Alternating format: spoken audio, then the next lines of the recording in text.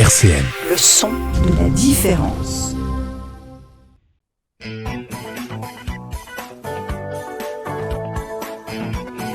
On va pas se raconter d'histoire sur RCN, Philippe Rivet.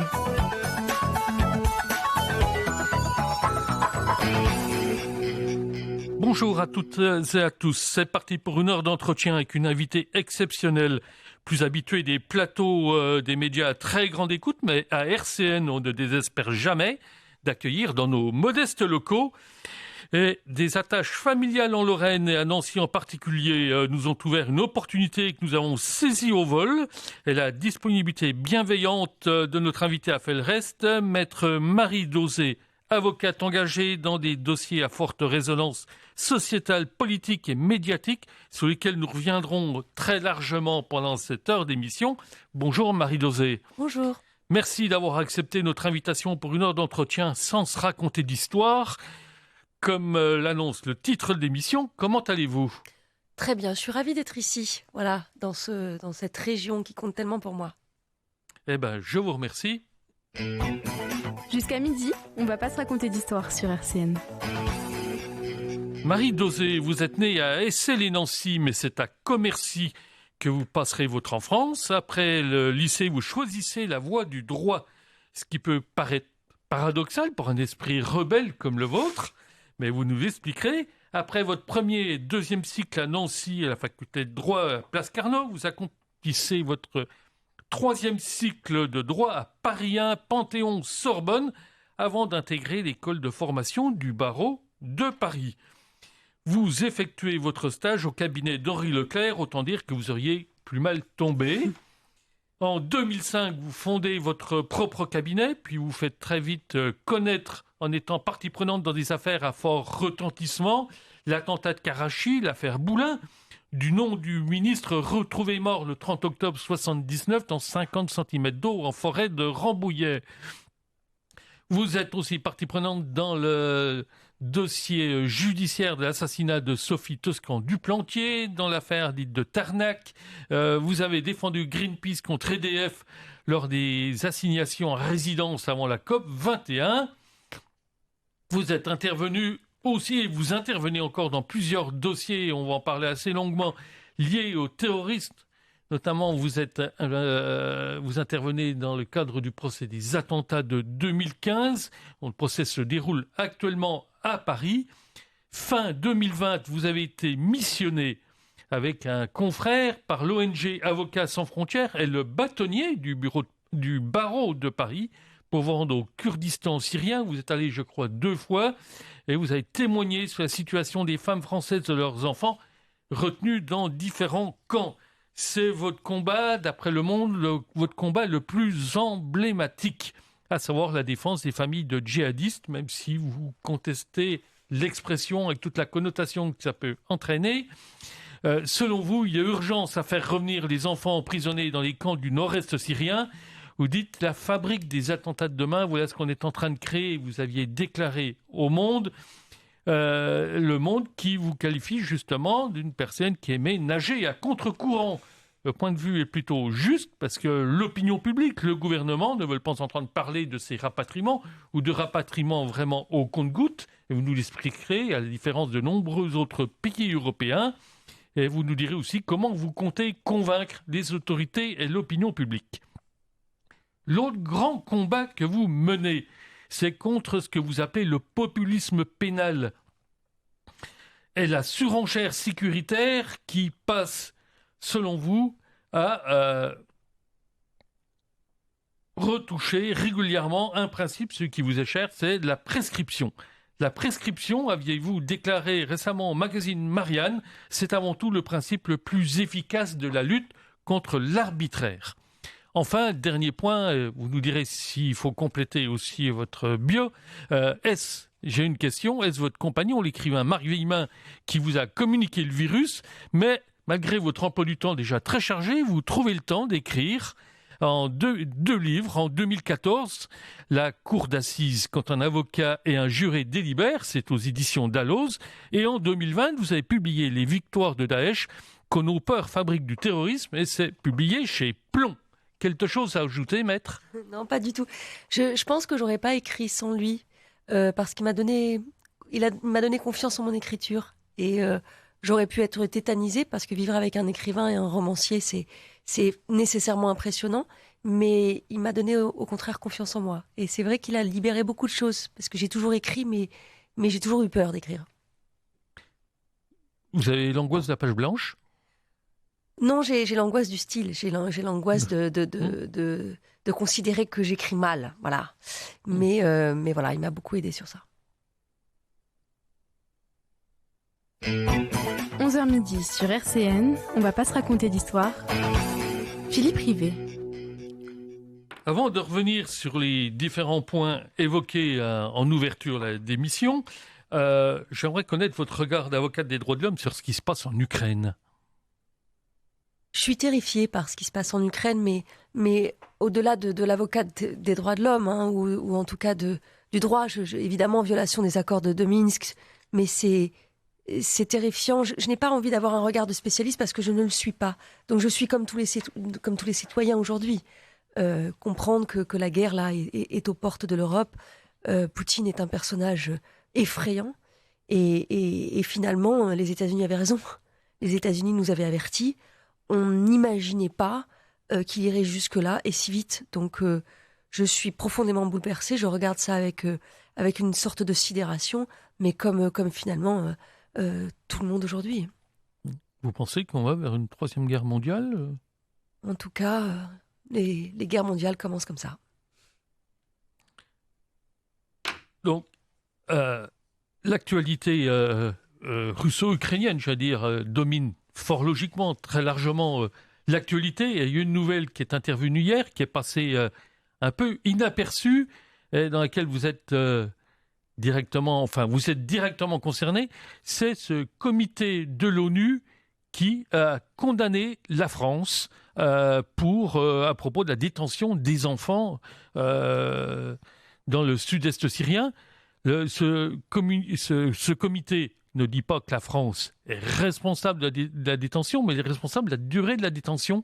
Enfin, c'est assez subtil. Expliquez-nous voir en quoi consiste cette condamnation et de quelle manière vous avez réussi à pourquoi vous avez porté le dossier devant l'ONU. Alors, en réalité, moi, je reviens sur ce que vous avez dit tout à l'heure. Je défends des grands-parents, des grands-mères, des grands-pères, des oncles et des tantes de ces enfants qui sont prisonniers dans des camps du nord-est syrien depuis 3 ans, 4 ans, 5 ans pour certains d'entre eux, et que la France refuse de rapatrier. C'est pour ça que je tique un peu lorsqu'on évoque les familles de djihadistes. Je ne défends pas des familles de djihadistes, un enfant n'est pas un djihadiste. Je défends les familles ici qui demandent à ce que ces enfants français soient sauvés par la France et rapatriés. Et ça depuis plusieurs années. Donc le refus de rapatrier ces enfants, ça s'appelle un acte de gouvernement. C'est-à-dire que c'est un acte qui est insusceptible de recours devant les juridictions internes en France. Donc j'ai dû saisir le Comité international des droits de l'enfant, le Comité contre la torture des Nations Unies et la Cour européenne des droits de l'homme pour que la France soit condamnée et donc obligée de rapatrier ces enfants. Ils sont 200 actuellement dans les camps du nord-est syrien avec leur mère. Le 1er mars 2019, donc, j'ai saisi le Comité international des droits de l'enfant. Et hier, la décision est enfin tombée, hein, avec la crise sanitaire, vous le savez mieux que moi, hein, la justice passe, mais passe très lentement et très en retard. Donc 3 ans plus tard, la décision est enfin tombée. La France viole la Convention internationale des droits de l'enfant et expose directement ses enfants à des traitements inhumains et dégradants. Vous avez déclaré à l'AFP hier que la justice dit que la France n'est pas responsable, peut-être pas responsable de leur détention, tout est dans le peut-être, vous allez nous l'expliquer, mais de leur maintien en détention. Mais c'est ce que nous disons depuis toujours. C'est-à-dire que, évidemment, ces enfants sont victimes de leurs parents qui ont fait le choix de partir en Syrie. Ça, c'est pas la France qui a obligé ses parents à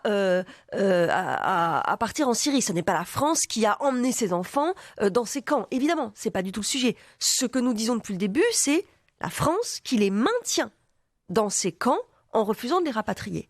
Et c'est exactement ce que dit le Comité international des droits de l'enfant. Ce que dit ce comité, c'est la France n'est évidemment pas responsable du fait que ces enfants soient nés ou soient partis en Syrie avec leurs parents et donc soient détenus dans les camps, mais elle est responsable de leur maintien dans ces camps. Vous évoquez 200 enfants, combien sont nés dans les camps? Alors, sur ces 200 enfants sont entrés dans ces camps, ils avaient tous moins de 6 ans.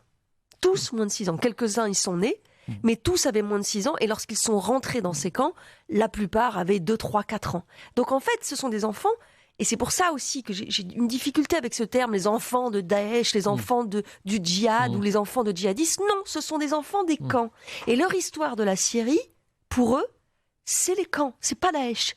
Et leur histoire de la Syrie, c'est donc une histoire de France qui refuse de les sauver, de les rapatrier et qui les laisse mourir là-bas, parce qu'on meurt. On meurt dans ces camps. Il y a une phrase là qui vous met très vite en colère, c'est celle qui avait été prononcée par le procureur Molins, disant que c'était des bombes à retardement. Non mais ça. Alors c'est une saillie terrible. En réalité, il ne faut pas oublier que M. Molins a regretté ses propos et il l'a dit publiquement, mais ça personne n'en parle. Il l'a regretté et il a raison de le regretter. Un enfant n'est pas une bombe à retardement. Un enfant est un enfant. Un enfant qui né ou vit dans une zone de guerre est une victime. Ces enfants sont des victimes de guerre. Encore une fois, ils sont doublement victimes du choix de leurs parents et du choix de leur pays de les laisser mourir dans des camps en Syrie. Ces enfants, je les connais. Je vais vous dire, je les connais parce que je les défends. Certaines femmes ont réussi à s'évader des camps et à rejoindre la France en passant par la Turquie. Donc quand elles arrivent, elles vont directement en prison, elles sont mises en examen et elles vont en prison. Et les enfants sont placés dans des familles d'accueil et ensuite retrouvent leurs grands-parents et leur famille. Donc ces enfants, devant le juge des enfants, je les rencontre, je les défends, je les connais. La force de résilience d'un enfant, elle est incommensurable. Une petite fille qui est rentrée en France il y a 3 ans, elle a 8 ans aujourd'hui, elle est la première de sa classe. Et qu'est-ce que vous pensez de magistrats qui disent qu'il faudrait peut-être distinguer le sort des enfants de leur sort de leur mère, que les mères étaient parfois des combattantes et que, certes, les enfants sont des victimes, mais qu'il faut peut-être pas... Alors, je vais être très clair avec vous. Les Kurdes qui détiennent ces enfants et ces mères appellent la France à les rapatrier depuis le début. Ces femmes ne sont judiciarisées qu'en France. Il faut bien qu'elles soient jugées, non pas pour avoir combattu, parce que là, je vais être très clair avec vous, Daesh refusait que les femmes combattent. D'accord ? Les femmes, leur rôle, c'était de peupler l'État islamique, c'est-à-dire de faire des enfants et d'éduquer leurs enfants qui auraient eu le temps de grandir si l'État islamique avait prospéré dans une idéologie, dans celle de Daesh. Mais en l'occurrence, il n'y a pas en soi de combattantes. Ça n'empêche pas qu'elles sont toutes coupables de l'infraction qui est intitulée association de malfaiteurs à caractère terroriste. Et vous contestez le fait qu'elles puissent être jugées sur place? Mais elles ne peuvent pas être jugées sur place. Mais c'est pas moi qui le dis. C'est le droit international. Il n'y a pas de tribunal pénal international. Il n'y aura jamais de tribunal pénal international. Il n'y aura jamais de tribunal. Non, en Syrie, au nord-est syrien, ça n'est pas un État, le nord-est syrien. Vous avez parlé tout à l'heure du Kurdistan syrien, mais en fait, c'est même pas le Kurdistan syrien. Ça n'existe pas puisque ça n'est pas une région, ça n'est pas un État. À la différence du Kurdistan irakien. C'est ça. Il n'y a pas de souveraineté en fait. Donc on peut pas les juger. Et d'ailleurs, les Kurdes le disent. Nous ne pouvons pas les juger. Nous ne voulons pas les juger. Ces femmes ne sont judiciarisées qu'en France. Et quand bien même il y aurait un tribunal, il faudrait toutes les garanties d'indépendance et de respect du droit. Et ça n'est pas possible. Ces femmes ne sont judiciarisées qu'en France. Et tout de même, des magistrats, instructeurs, antiterroristes travaillent sur chacune de ces femmes depuis des années, depuis qu'elles sont parties. Donc, je me demande à quoi cela sert de faire travailler des juges antiterroristes sur le cas de ces femmes, sur leur départ, sur leur séjour sur zone, et de rassembler tant de travail, tant d'heures de travail pour finalement dire ben non, on ne veut pas les juger, on veut les laisser là-bas. Mais il faut les juger. Il faut les juger devant une juridiction pénale, la seule compétente, la nôtre. Depuis l'action que vous avez intentée en 2019, on sent un raidissement. La France s'apprêtait à rapatrier un certain nombre d'enfants, un certain nombre de femmes, ce qu'elle ne fait pas ou ce qu'elle fait vraiment au compte-gouttes par rapport à d'autres pays européens. Comment vous l'expliquez, ce phénomène ? Ah non, mais les choses ont été débattu, su et renseigné. Premier trimestre 2019, c'est la chute de Baghouz, c'est la chute de l'État islamique. Donc ces femmes et ces enfants rentrent dans les camps, sont prisonniers. Les hommes, eux, sont dans des prisons au nord-est syrien et les femmes dans des camps avec les enfants. Et la France fait le choix du rapatriement. Le plan de rapatriement, on le connaît. Il y avait 2 avions prêtés par les États-Unis pour rapatrier tout le monde, y compris les hommes d'ailleurs. Y compris les hommes. Petite parenthèse, des centaines de djihadistes ont été libérés par Daesh. Seconde petite parenthèse. Donc ils sont dans Daesh, la nature aujourd'hui. mais bien sûr. Seconde petite parenthèse. Daesh appelle ses combattants à libérer, entre guillemets, ces femmes et ces enfants pour mieux les enrôler de nouveau. Et c'est ce qui nous pend au nez, en fait. Donc en les laissant là-bas, on repeuple aussi Daesh. Mais en tout cas, c'est pour ça tout que vous était prévu. évoquez qu'on est en train de créer les conditions de futurs attentats. Mais bien sûr, d'un point de vue sécuritaire, c'est complètement irresponsable. Donc en mars 2019... Donc comment vous l'expliquez, justement? En mars 2019, donc tout était prévu. Ils devaient tous rentrer. Et puis, d'ailleurs, le Premier ministre de l'époque, Édouard Philippe, l'a clairement dit. Est-ce qu'on préfère les laisser là-bas pour qu'ils fomentent de nouveaux attentats? Je le cite, je le cite. Madame Belloubet l'avait expliqué. C'est la fameuse phrase de Monsieur Darmanin. Ils sont d'abord français avant d'être djihadistes. Je le cite aussi. Tout était prévu et la communication commençait. Et puis, certains de vos collègues, ceux de BFM en l'occurrence, ont fait fuiter l'information sur ce rapatriement de tous les ressortissants français majeurs et mineurs. Pour des raisons de sécurité, il a fallu reporter l'opération de rapatriement. Et là, un sondage, donc de février ou mars 2019, je ne sais plus, démontre que les Français sont en majorité contre ces opérations de rapatriement. Donc l'Élysée fait le choix de reporter. Et puis ensuite, crise sanitaire, gilets jaunes. Mais l'opinion publique, il n'y a pas que l'opinion publique en France, il y a l'opinion publique en Belgique, l'opinion publique dans les pays nordiques qui, eux, ont une pratique différente. Oui, et puis l'opinion publique, il faut cesser de la figer dans le pire, dans ce qu'elle charrie de pire, et parfois même de l'exciter dans ce qu'elle charrie de pire. Moi, je vais vous dire, au tout départ, il y a 3 ans, quand je prenais la parole sur ces dossiers, je recevais plusieurs menaces de mort le lendemain matin au cabinet. Aujourd'hui, à chaque fois que je prends la parole sur ce sujet, je reçois plusieurs demandes de stage. Parce que l'opinion publique, elle avance. Et l'opinion publique, elle ne supporte pas ou elle ne supporte plus de constater que la France, qui donne quand même énormément de leçons sur les droits de l'homme à ses partenaires et aux autres États, eh bien, est condamnée pour exposer directement des enfants à des traitements inhumains et dégradants. Elle ne supporte pas que la France laisse mourir des enfants innocents. Ces enfants sont victimes et innocents. Donc, après votre succès devant les Nations Unies, vous avez aussi intenté une action devant la Cour européenne des droits de l'homme. C'en est où aujourd'hui? À quelle étape, étape vous dirigez? Est-ce que vous avez bon espoir que la Cour européenne des droits de l'homme, et je le précise, qui n'a rien à voir avec l'Union européenne, il faut toujours le préciser. Alors, encore une fois, c'est très intéressant parce que j'ai effectivement saisi le Comité international des droits de l'enfant. Voilà, nous avons gagné. La France viole la Convention internationale des droits de l'enfant, c'est constaté.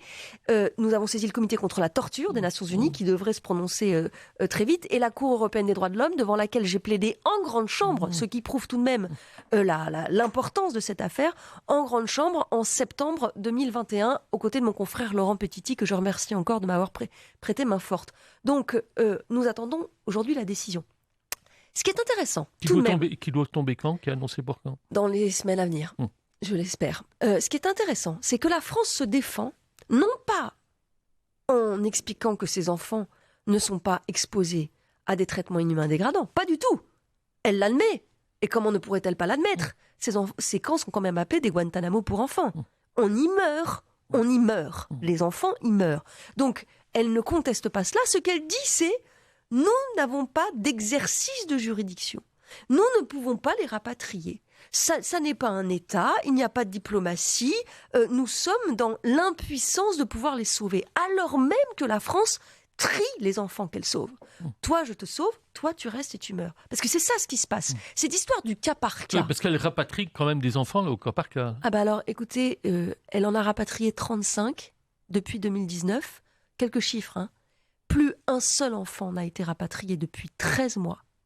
En 2021, 97 femmes et enfants européens ont été rapatriés par leur pays.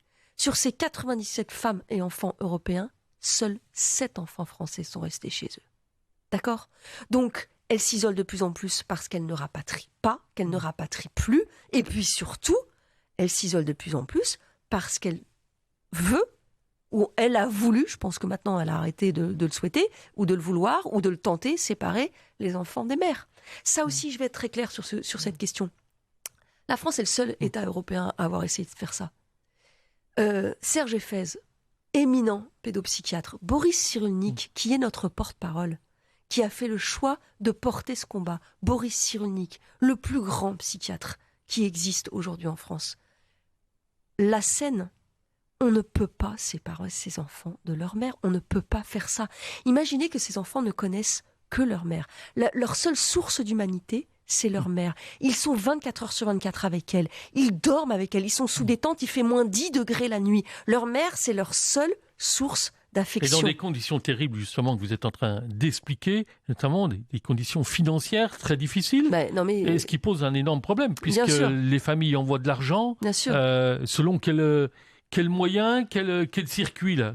En tout cas, je vais y venir, mais je voulais juste terminer. Je défends des enfants qui ont été arrachés à leur mère dans les camps, et dont le petit frère et la petite sœur sont restés dans le camp avec la mère. Vous imaginez qu'on l'a quand même séparé des fratries.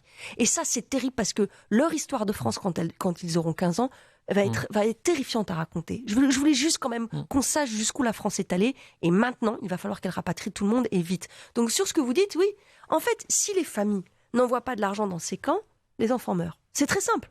Et moi, j'ai pris à tâche avec le parquet national antiterroriste, au tout départ, en mars 2019, en disant, attendez, jusque-là, quand les familles envoyaient de l'argent en Syrie, lorsque leurs enfants et leurs petits-enfants étaient là-bas. Ça ressemblait à du financement de Daesh. C'était du financement du terrorisme, évidemment. Mais maintenant que ces femmes sont prisonnières avec leurs enfants, que vous ne voulez pas les rapatrier, si les familles n'envoient pas de l'argent, tout le monde meurt, on fait comment? Et là, le parquet m'a dit, non, ça sera pas, on ne les poursuivra pas.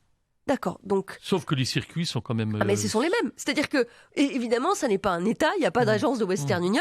Donc, en réalité, les familles envoient de l'argent à des intermédiaires qui sont les mêmes que sous Daesh.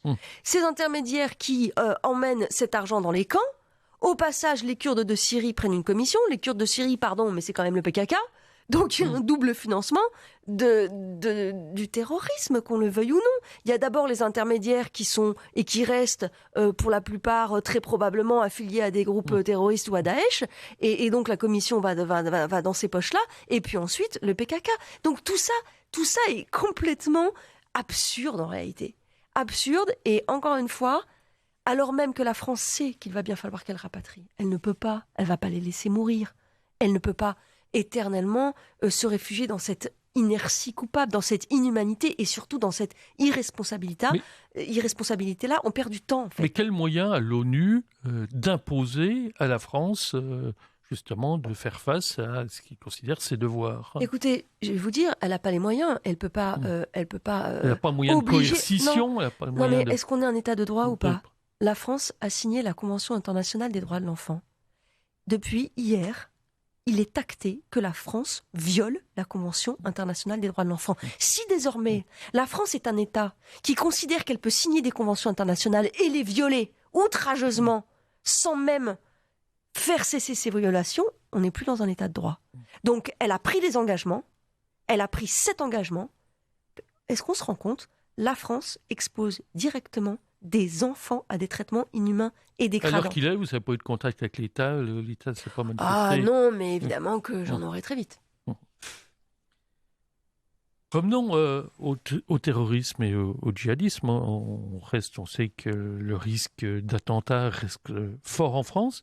Pour vous, qui travaillez sur ces dossiers depuis longtemps, quelle définition donneriez-vous au terrorisme? Et c'est à l'origine du terrorisme, est-ce que c'est de l'islamisme qui s'est radicalisé ou si c'est du terrorisme qui s'est islamisé? Quelle est la forme? Vous savez, quel débat entre l'islamisation de la radicalité ou la radicalisation de l'islam? Est-ce que c'est encore un bon débat ou c'est plus le vrai débat comme le pense notamment l'essayiste David Jaiz? Oui. J'entends aussi la bataille roi-Kepel dans tout ça. Oui. Non, écoutez, je sais pas. Ce que je peux vous dire, c'est que pour avoir défendu d'abord des victimes du terrorisme, et notamment les victimes de l'attentat de Karachi, et notamment les amis de Ghislaine Dupont et Claude Verlon, et pour avoir défendu des personnes qui sont accusées d'associations de malfaiteurs à caractère terroriste, je vois la diversité des parcours. Je vois la diversité des idéologies. Je constate à quel point finalement ces personnes mises en examen et puis ensuite traduites devant les juridictions de jugement ont un parcours très particulier. L'idéologie de Daesh, elle existe évidemment. Mais ceux qui sont en France judiciarisés pour avoir tenté ou de se rendre au nord-est en Syrie ou pour avoir rejoint Daesh ont des parcours complètement différents et des pensées complètement différentes. Je ne sais plus très bien, moi, ce que veut dire radicalisation. Je ne sais plus très bien ce que veut dire radicalisation et je crois même que c'est un terme qu'on essaye de mettre de côté, en tout cas dans la sphère judiciaire, parce que ça recoupe beaucoup trop de choses. Ce qu'il faut aujourd'hui, c'est essayer de percevoir et de neutraliser l'idéologie violente, la violence d'une idéologie. Et donc la radicalisation, c'est un terme qui veut dire tout et n'importe quoi. Mais par contre, l'idéologie violente, là par contre, il faut absolument la prendre en charge. Je vais régulièrement dans les quartiers de prise en charge de la radicalisation, ce qu'on appelle les QPR, dans les maisons d'arrêt, et je vois le travail qui est réalisé par des personnes éminemment compétentes. Je vois surtout le travail qui est réalisé par les référents cultuels. Ces femmes qui sont parties, la plupart du temps, elles portent en elles une ignorance crasse de leur religion, enfin de ce qu'elles croyaient être leur religion, mais crasse. Et lorsqu'elles rencontrent régulièrement un référent cultuel qui les pousse à penser cette religion, qui les pousse aussi à penser ce qu'on leur a inculqué de cette religion, et qui les pousse à comprendre à quel point on les a trompés, très sincèrement, je vois sur des semaines et des mois de travail à quel point ça peut fonctionner. Donc voilà, je sais pas, tout ceci revêt des réalités tellement diverses que je n'arrive plus finalement à choisir une thèse ou l'autre. Je suis confrontée probablement à trop de pragmatisme pour ça. Avant de faire une pause musicale de votre choix, une question sur le procès des attentats de 2015, puisque vous êtes partie prenante. Vous défendez des accusés qui sont poursuivis pour association de malfaiteurs et d'entreprises terroristes. On en est où là dans le procès actuellement là ? Alors, je défends un accusé avec ma consoeur Judith Lévy, mon associée, qui est placé sous contrôle judiciaire, donc qui est libre, et qui doit effectivement répondre plutôt d'un recel de malfaiteurs. C'est un procès qui pour l'instant ne se tient pas, c'est d'ailleurs pour ça que je suis là aujourd'hui, puisqu'il est reporté de semaine en semaine, dans la mesure où les accusés sont tous atteints du Covid les uns après les autres. On avait connu déjà ça dans le procès des attentats de Charlie Hebdo et de Koulibaly. C'est un procès qui moi, m'impressionne beaucoup, et notamment les 4 premiers mois, parce qu'on a dû entendre, et c'était merveilleux, c'était bouleversant, c'était parfois insoutenable, les parties civiles qui sont venues te poser les unes après les autres. Et je me disais que autant certains récits participent vraiment à la construction de notre histoire judiciaire, à la construction de notre rapport, de notre sidération à ces attentats. Et c'était important qu'elles témoignent. Moi, il y a vraiment des témoignages que je n'oublierai jamais. Est-ce que c'est un procès pour l'histoire ou un procès cathartique ? C'est toute la difficulté. C'est toute la difficulté de ces procès fleuves. Certaines parties civiles, on leur a expliqué ce que c'était qu'un procès. On leur a expliqué ce que c'était qu'une enceinte judiciaire.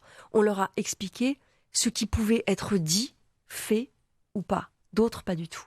Et certaines victimes sont arrivées avec une vidéo, un clip de celle ou de celui qui avait disparu, avec un fond musical. On était dans une cérémonie d'hommage. On n'était plus du tout dans un procès. Et je pense que nous, les avocats, nous avons vraiment un rôle à jouer. Nous sommes aussi auxiliaires de justice.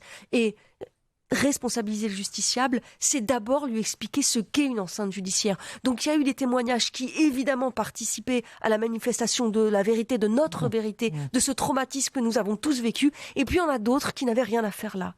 Et c'est pour ça qu'il faut faire très attention dans ces procès. Mais nous en sommes à des balbutiements judiciaires. C'est la première fois finalement qu'une telle traduction judiciaire de cette ampleur existe. Donc ce procès risque de connaître des prolongations.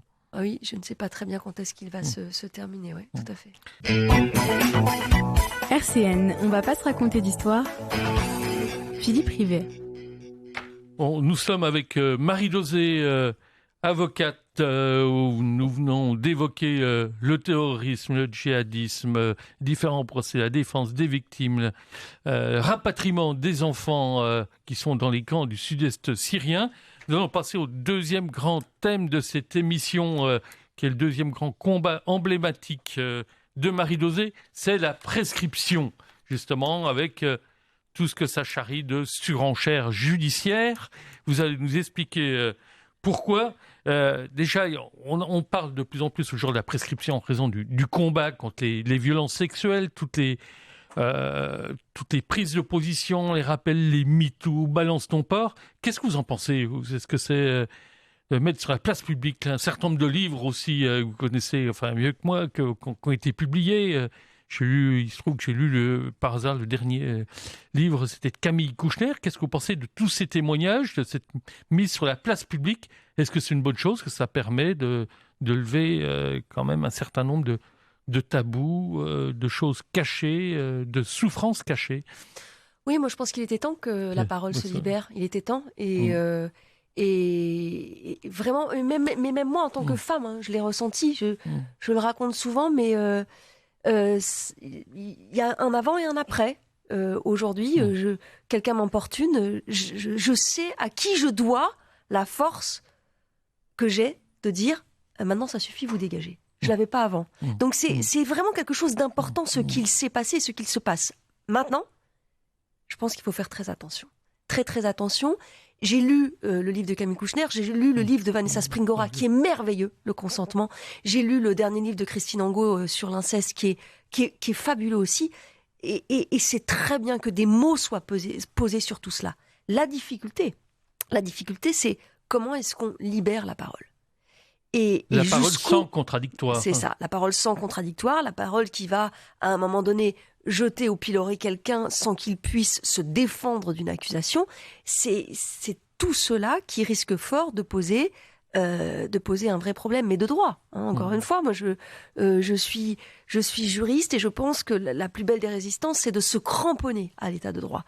Et il y a ici, parfois, en tout cas, non pas une libération outrancière de la parole, pas du tout, mais il y a un dévoiement de ce magnifique mouvement de libération de la parole. Donc en gros, la justice se passe en dehors des prétoires. Mais oui, mais c'est ça la difficulté. Alors, on m'explique, c'est pas parce que la justice ne passe pas qu'on ne peut pas parler publiquement. Je suis pas en train de dire ça. Je dis qu'il y a une façon de libérer la parole et qu'il faut à chaque fois faire attention à ne pas transformer la justice en vengeance ou à ne pas non plus décider qu'une personne est coupable parce que publiquement on l'a décidé et on le traite comme tel. Mais moi, voyez, un certain nombre d'écrivains ou d'écrivaines et d'autres personnes témoignent aujourd'hui, c'est parce que des faits sont susceptibles d'être prescrits. Est-ce que ça pose quand même pas un problème, notamment en termes de réparation, en termes de reconnaissance de délits, enfin de crimes, en termes d'agression sexuelle? En fait, on est face à une escroquerie sur cette histoire de la prescription. D'une escroquerie, mais d'une instrumentalisation politique aussi, parce que on transforme actuellement la justice pénale en immense fait divers et on est en train de sombrer dans le populisme pénal. Moi, je n'en peux plus d'entendre les hommes politiques qui sont d'abord des législateurs, c'est-à-dire des députés et des sénateurs, nous expliquer qu'il faut réformer la loi parce que vous vous rendez compte, Camille Kouchner, son frère ne peut pas déposer plainte à cause de la prescription, Vanessa Springora ne peut pas déposer plainte à cause de la prescription et donc il faut absolument réformer la loi. Mais ils savent qu'ils mentent. Ils confondent sciemment deux principes, la prescription et la non-rétroactivité de la loi pénale. Aujourd'hui, en France, une victime de violences sexuelles mineures pourra déposer plainte jusqu'à ses 48 ans. Minimum. Pour vous, Minimum. ça vous Jusqu'à paraît une bonne chose ou ça vous paraît excessif? mais d'abord, il faut le dire, parce que Oui. Vanessa Springora, au moment où elle libère sa parole et où elle écrit ça, ce merveilleux livre, elle a 47 ans. Le frère de Camille Kouchner, il a 47 ans. Donc, à l'aune du droit existant... Mais il n'y a pas rétroactivité. Mais voilà, à l'aune du droit existant, il pourrait déposer plainte si la loi d'aujourd'hui s'appliquait. Seulement, c'est la loi d'hier qui s'applique, parce qu'il n'y a pas de rétroactivité de la loi pénale, et on est encore dans un état de droit, tant mieux. Donc quand le législateur dit « c'est scandaleux, ils ne peuvent pas déposer plainte, il faut impérativement changer la loi », mais elle est déjà changée. Donc on tend de plus en plus à l'imprescriptibilité, et je répète que la prescription, c'est aussi un principe fondamental qui nous aide à lutter contre l'arbitraire. Qu'est-ce que ça veut dire? Si on dépose plainte 30 ans, 40 ans, 50 ans après les faits, il n'y a plus de preuve. La preuve, elle s'amenuise. La preuve, elle n'est pas éternelle. Et donc, on aura de plus en plus de décisions non-lieu, de décisions de classement sans suite, de décisions de relax ou d'acquittement, tout simplement parce qu'on n'aura pas de preuves à apporter.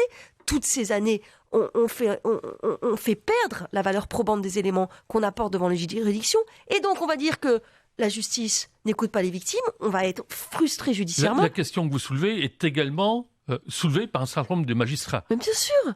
Mais bien sûr. Mais est-ce qu'il n'y a pas un autre problème? Même quand les faits sont prescrits, maintenant, le parquet prend l'initiative d'ouvrir des informations ou une enquête préliminaire. Et nous avons écrit une tribune avec mes confrères Hervé Temim, Daniel Soulez-Larivière, Céline Lassec sur cette pratique qui, moi, me révolte.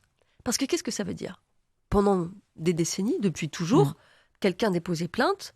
Et lorsqu'on constatait rapidement, un procureur s'est compté, un policier aussi, que les faits étaient prescrits, eh bien le dossier était classé sans suite puisque les faits étaient prescrits. Aujourd'hui, on constate que c'est prescrit, mais on fait quand même une enquête préliminaire. Alors, le parquet nous explique, pour vérifier que c'est bien prescrit, c'est ça, bon, je ne savais pas que les magistrats du parquet ne savaient plus compter depuis quelques années, c'est nouveau, et puis pour vérifier s'il n'y a pas d'autres victimes. Mais, excusez-moi. Donc, le mis en cause va être entendu, la victime de faits prescrits va être entendue, et puis on va clôturer tout ça, non pas en disant « Bon, l'enquête préliminaire confirme la prescription, donc classement sans suite parce que les faits sont prescrits », on va écrire « Classement sans suite parce que c'est prescrit, mais si ça n'était pas prescrit, ces faits pourraient revêtir une qualification pénale. » Et ça, c'est la judiciarisation du soupçon. On ne peut pas se défendre de ça. La personne mise en cause ne rencontrera jamais un magistrat indépendant. C'est la judiciarisation, vous dites, du soupçon, ou si c'est l'expression, la mauvaise conscience d'une société après des années de huis clos? Non, je vais vous dire, pendant des décennies, les victimes, les parties civiles, les plaignants ont été les parents pauvres de la procédure pénale. Ils n'avaient absolument pas les mêmes droits que les mis en cause. Ils étaient les parents pauvres de la procédure pénale. Depuis les années 90, 2000, ça a commencé en 80, les parties civiles, et c'est tant mieux, sont désormais parties au procès, sont parties à la procédure judiciaire, sont parties aux instructions, mais ont gagné un terrain légitime, sauf qu'il ne faudrait pas non plus qu'ils confisquent la sphère judiciaire. Et là, vous dites aujourd'hui, on est dans la posture victimaire. Je pense qu'on est dans une ère victimaire, oui, et je pense qu'il faut... Vous savez, quand j'ai écrit Éloge de la prescription, au fur et à mesure de l'écriture de ce livre, je me suis dit, mais en fait, je suis en train d'écrire ce livre pour les victimes.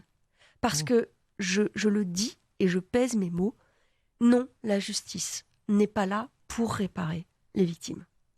Ça peut arriver que le procès les aide à se réparer, mais en soi, le procès n'a pas de vertu cathartique. Très souvent, les parties civiles que je défends, les parties civiles... Pourtant, on insiste beaucoup sur cette dimension aujourd'hui. Bien sûr, mais c'est une escroquerie. Les parties civiles, très souvent, souffrent de la procédure judiciaire. Certaines, j'en discutais encore avec une juge d'instruction il n'y a pas très longtemps, certaines parties civiles se réparent grâce à un travail psychologique, grâce à un travail psychiatrique, grâce à des... Dans le dernier procès, je pense au procès Lelandais, là, qui avait eu une petite fille, on a expliqué que la famille elle-même a dit on va pouvoir faire notre deuil. Oui, mais... Attendez. Est-ce que c'est pas aussi quelque chose de réel? Non. Le procès ne participe pas exclusivement au travail de deuil de la partie civile. Les victimes ne vont pas réussir un travail de deuil grâce au procès et exclusivement grâce au procès. C'est pas vrai. Ça voudrait dire quoi? Ça voudrait dire que la femme qui a été battue, violée par un inconnu qu'on reconnaîtra jamais, elle pourra jamais faire son deuil de tout cela.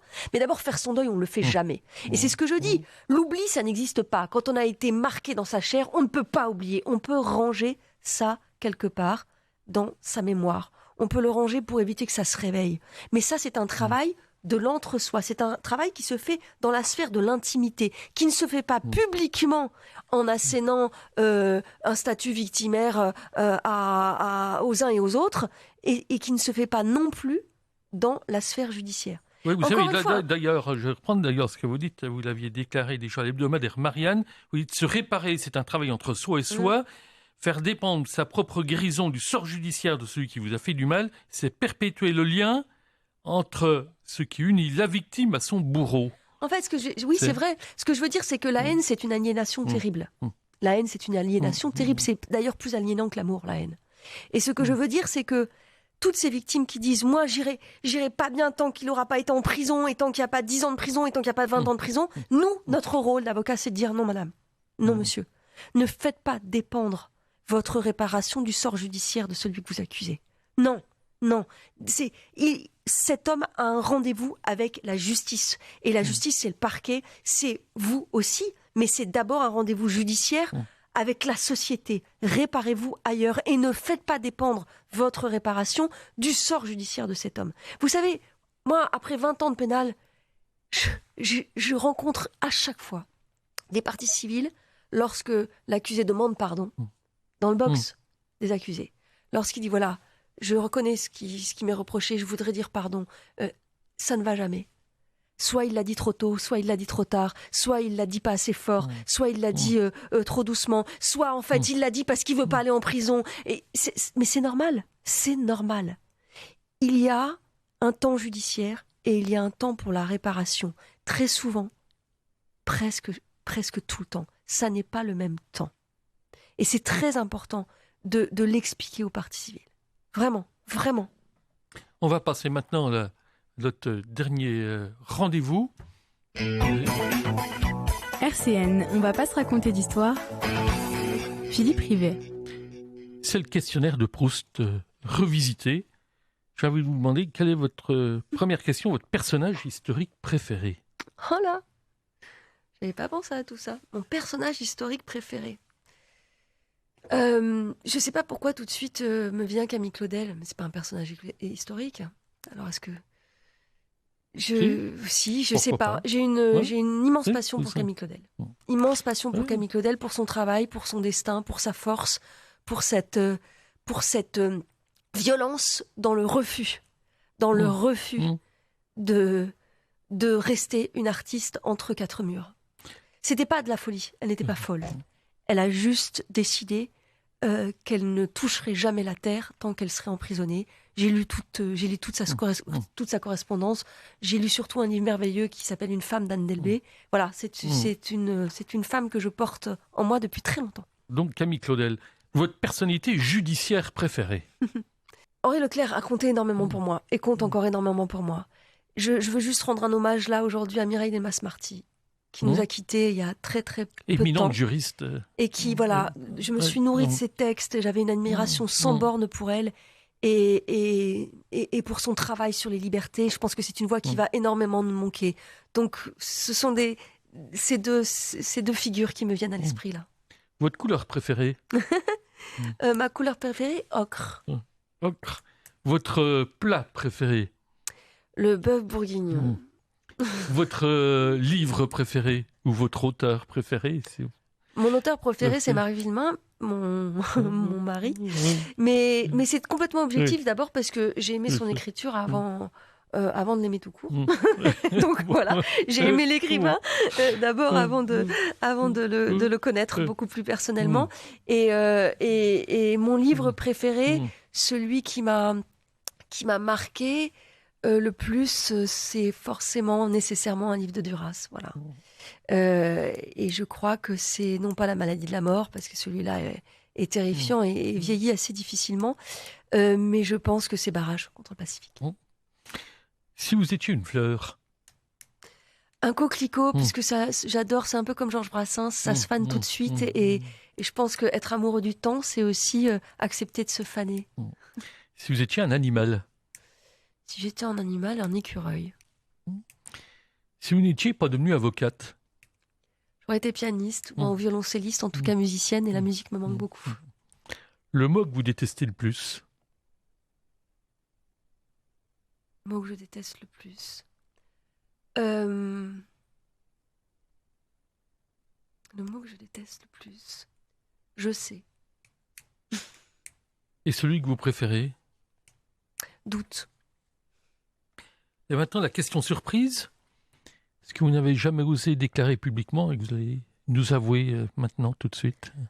Ce que je n'ai jamais osé déclarer publiquement. Je suis quelqu'un de très pudique, donc ça va être difficile.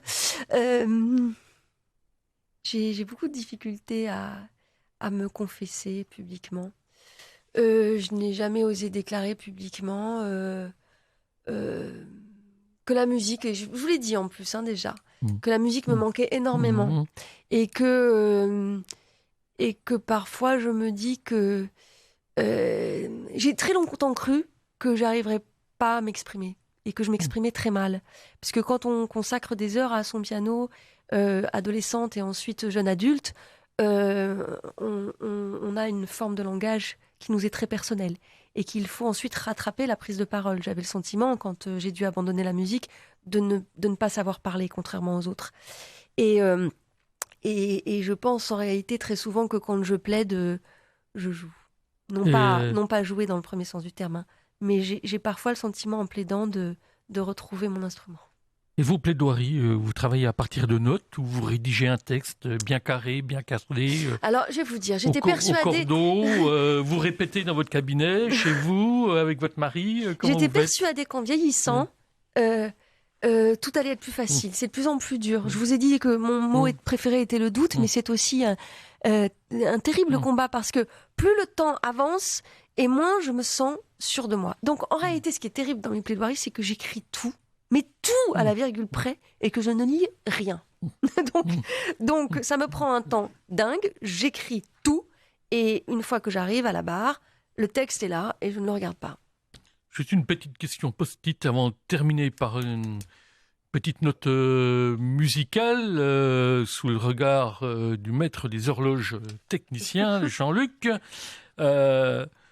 Vous avez un père qui a été maire de Commercy, député. Vous avez un frère qui est maire de Liverdun. Donc, tous les deux étaient très engagés dans la politique. Ça ne vous tente pas, la politique? Ça ne vous tente pas de vous engager dans un mandat local, un mandat national?